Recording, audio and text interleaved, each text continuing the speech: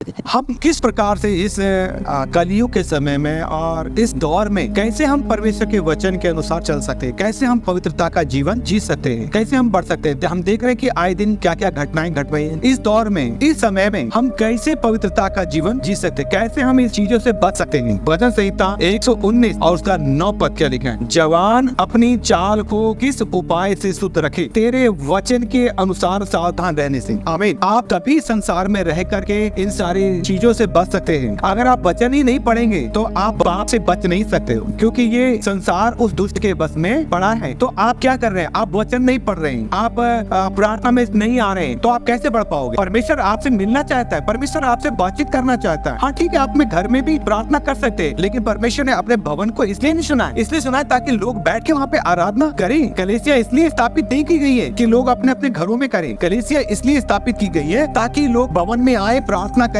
आपस में संगति रखें, रोटी तोड़े, एक दूसरे के लिए प्रार्थनाएं करें। परमेश्वर ने अगुवे नियुक्त किए हैं, आपके लिए चरवाहा नियुक्त किया है। परमेश्वर ने उसे आपके लिए चुना है ताकि आप उसके द्वारा परमेश्वर के वचन को सुने। लेकिन अगर आप वचन नहीं सुनने कैसे होगा? अगर आप लापरवाह रहेंगे तो शैतान को मौका आप देंगे। जवान अपनी चाल को किस उपाय से शुद्ध रखे। आजकल के जवानों की चालें बिगड़ी हुई है, दुनिया भर के नशे में, दुनिया भर के कुकर्मों में। ज्यादातर आप जवानों को देखोगे, आज कहते हैं यार जवान बिगड़ गया है ना। जवान बच्चे क्यों बिगड़ रहे हैं? क्योंकि माँ बाप भी वचन में नहीं चल पा रहे। मैं अन्य जाति की बात नहीं, विश्वासियों की बात कर रहा हूँ कि अन्य जाति वो तो नहीं जानते, वो कुछ भी कर, लेकिन विश्वासियों को बच्चे क्यों बिगड़ रहे हैं? कारण क्या है? वो इसलिए क्योंकि ये तो माँ बाप भी नहीं परमेश्वर के वचन को जान पा रहे। व्यवस्था विवरण कहता है क्या? बच्चे को उस मार्ग की शिक्षा देश में चलना चाहिए ताकि बुढ़ापे में भी उससे अलग ना होने पाए। तो उसकी चर्चा क्या करना? उठते बैठते चलते फिरते राह में हम कितनी वचन की चर्चा कर रहे हैं? हम अपने बच्चों के साथ बैठ करके इसकी बुराई उसकी बुराई कर रहे हैं, या कोई और आ गया बुराई कर रहे हैं, बच्चा आ गया उसके सामने भी बुराई चल रही, तो बच्चा क्या सीख रहा है? आप क्या सिखा रहे हैं उसको? वो वचन तो सुन ही नहीं रहा। जो आप कर रहे हैं वही करते, वो देख रहा तो वो भी करेगा। कई बार आप बुराई कर रहे हैं तो उस बच्चा बैठ के वो भी थोड़ी सी हामी भर देगा, हाँ, क्योंकि उसको वही मिल रहा है ना। जैसी फीड उसको मिल रही है वैसा ही वो बन रहा है। फिर जब उसको वचन ही नहीं मिला फिर वो बिगड़ गया। कैसे बिगड़ा? क्योंकि उसके पास वचन नहीं था। वचन की अज्ञानता के कारण मेरी प्रजा नाश हो रही है। वचन नहीं मिल पा रहा, वचन नहीं समझ पा रहे, घर बैठे नहीं। हमें परमेश्वर के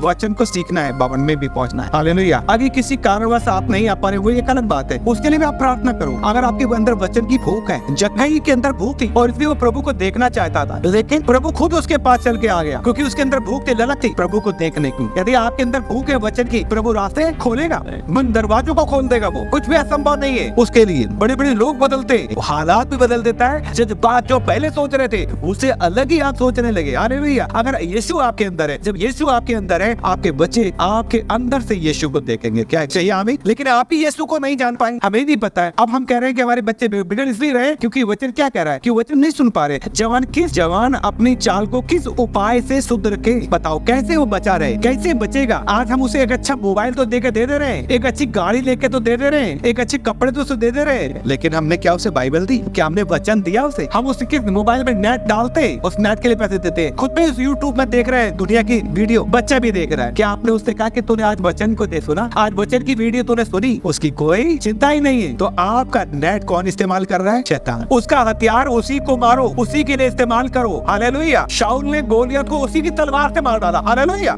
कला नहीं चाहिए ना उसके इस्तेमाल। ये नेट हम कहते हैं मोबाइल उसका हथियार है। अरे उसमें वचन को सुनो ना, आप वचन को डालो ना, आप वचन को सुनो। आप जितना वचन सुनोगे आप आशीषित होंगे। वचन लिखा है कि जवान किस अपनी चाल को किस उपाय से शुद्ध रखे, तेरे वचन के अनुसार सावधान रहने से। जब आप वचन को सुनोगे, वचन के अनुसार सावधान, वचन जब सुनोगे तो आप सावधान रहोगे। आपको पता लगेगा कि आपको कैसा जीवन जीना है, कैसे आपको अगला कदम, आप किसी भी विषय के लिए, चाहे फिर वो आप अपना लाइफ पार्टनर चुन रहे हो, चाहे वो आपका जीवन से संबंधित हो, जॉब से संबंधित हो, परिवार से संबंधित हो, किसी भी चीज से संबंधित हो। आज कह रहे बच्चे माँ बाप की इज्जत नहीं करे, क्यों? क्योंकि आपने उसे वचन तो दिया नहीं। एक अच्छा महंगा मोबाइल दे दिया लेकिन बाइबल नहीं दी, वचन नहीं दिया। हालेलुया। तो देखिए वचन को सुनने से। आमीन। अब हम एक जगह से और पढ़ना चाहेंगे, याकूब पहला अध्याय और उसका दूसरे पद से पढ़िए। हे मेरे भाइयों, जब तुम नाना प्रकार की परीक्षाओं में पड़ो तो इसको पूरे आनंद की बात समझो, यह जानकर कि तुम्हारे विश्वास के परखे जाने से धीरज उत्पन्न होता है। पर धीरज को अपना पूरा काम करने दो कि तुम पूरे और सिद्ध हो जाओ और तुम में किसी बात की घटी न रहे। पर यदि तुम में से किसी को बुद्धि की घटी हो तो परमेश्वर से मांगे, जो बिना उलाहना दिए सबको उदारता से देता है और उसको दी जाएगी। पर विश्वास से मांगे और कुछ संदेह न करे, क्योंकि संदेह करने वाला समुद्र की लहर के समान है, जो हवा से बहती और उछलती है। ऐसा मनुष्य यह न समझे कि मुझे प्रभु से कुछ मिलेगा।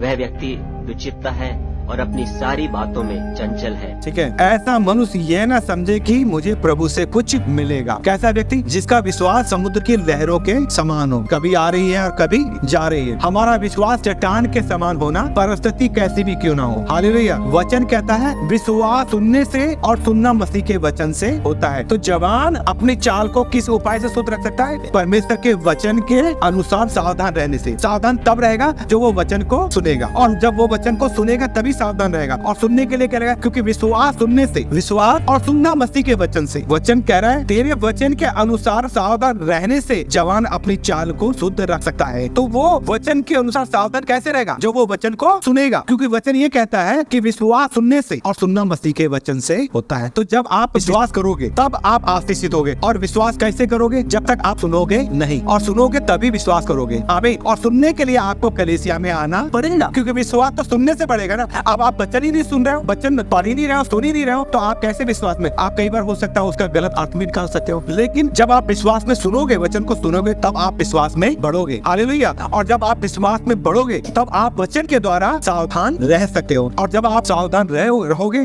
तब आप अपने चाल चलन को शुद्ध रख सकते हो। हालेलुया। फिर जब आप विश्वास में बढ़ेंगे, कई बार हमारे विश्वास की परख भी होती है, लेकिन तुम्हारे विश्वास के परखे जाने से धीरज उत्पन्न होता है। और धीरज को अपना पूरा काम कर, कई बार हम धीरज नहीं रख पाते अपने अंदर। होता है ना ऐसा? विश्वास तो आ गया लेकिन धीरज नहीं आया। धीरज इसलिए नहीं आया क्योंकि हमने अपने विश्वास को परखने वाली भट्टी में डाला ही नहीं। हमने कहा विश्वासी है, जब परख की बात आई, जब परीक्षा देने की बात आई, हम पीछे हट गए। विश्वासी थे, जब सताव हुआ, परेशानी आई, तो हम पीछे हट गए, क्योंकि विश्वास के परखे जा रहे। देखिए, विश्वास परखा जाएगा तभी धीरज आएगा। और धीरज को जब आप अपना पूरा काम करने दोगे, है ना, धीरज का मतलब पेशेंस, है ना, पूरे काम करने दो, इंतजार करो, उस पर भरोसा करके प्रभु करेगा, प्रभु संभालेगा, है ना। मैंने अपना सब कुछ प्रभु पर सौंप दिया है, वो ही देखेगा, मैं नहीं देखो। आमीन। और धीरज रख रहे हैं आप। जैसे एक किसान जब फसल बोता है ना, तो धीरज रखता है धीरज। बरसात आती है कि अब 6 महीने तक वो धीरज रखता है, फिर फसल कटती है उसकी। आमीन। फिर फसल काटता जब बेचता तब वो आनंद करता है। तो हमें भी धीरज रखना पड़ेगा। कब? जब हमारा विश्वास, क्योंकि विश्वास के परखे जाने से धीरज उत्पन्न होगा। तो धीरज उत्पन्न ही नहीं हुआ क्योंकि विश्वास तो परखा गया ही नहीं। विश्वास की परख हुई तो हमने विश्वास ही छोड़ दिया। बोले भैया मैं आर्टिफिशियल विश्वास लेके चलूंगा। आर्टिफिशियल विश्वास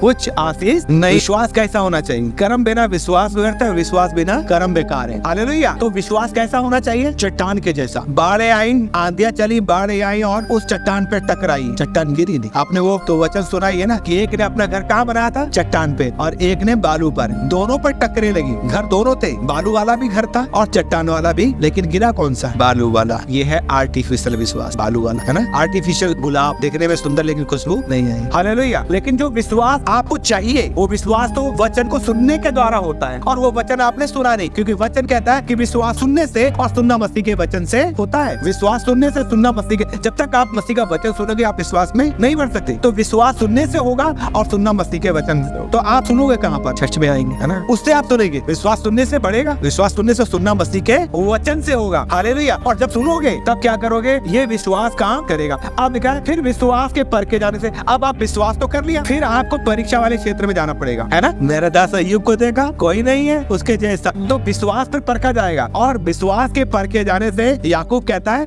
धीरज उत्पन्न होता है। और फिर धीरज को अपना पूरा काम कि तुम पूरे सिद्ध हो जाओ और तुम पे किसी भली चीज की घटी ना हो। हालेलुया। तब आप क्या करते हैं? वचन को सुनते हैं और विश्वास में बढ़ते हैं। और लिखा है तेरे वचन के अनुसार सावधान रहने से। अब आपने वचन तो सुना है, तो ये आपको सावधान करेगा हर एक खतरे से, हर एक पाप से, हर एक ऐसे कामों से आपको आगाह कर देगा कि तू विश्वासी है। हालेलुया। जब आप सावधान रहोगे, आप अपने बच्चों को भी सावधान। हालेलुया। तो जवान अपनी चाल को किस उपाय से शुद्ध रखें? तेरे वचन के अनुसार सावधान रहने से। हालेलुया। वो सावधान रहेगा जब वचन को सुनेगा। सो अभी तक अगर आप सावधान नहीं रहे, अभी तक आपके जवान उनका चाल चलन शुद्ध नहीं है, तो उन्हें परमेश्वर के निकटता में लेकर के आए, उन्हें प्रेरित करें, उन्हें उत्साहित करें कि वे लोग चर्च में जाएं और परमेश्वर के वचन को सुने और पढ़ें, ताकि वो शुद्ध रह सकें। हालेलुया। और इस दुष्टता के प्रभाव से और इस संसार में जो भी दुष्ट का राज्य है उसके हर एक कामों से वो बचे रह सके।